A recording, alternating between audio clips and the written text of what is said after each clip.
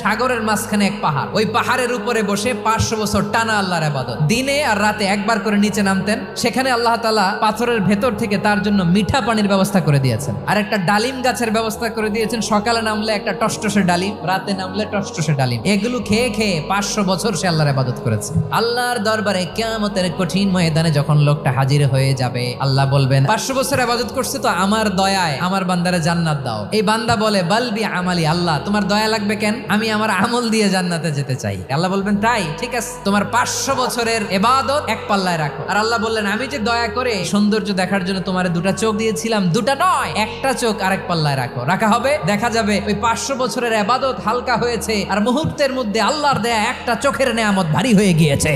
ফলাফল দেখো, হিসাব বলে তুমি এখন জাহান্নামে যাবা, যাও এবার জাহান্নামে যাও। এবার লোকটা কাচুমাচু করে বলে আল্লাহ এবার আমি বুঝতে পেরেছি তোমার দয়া ছাড়া দুনিয়ায় কেউ জান্নাতে যেতে পারবে না।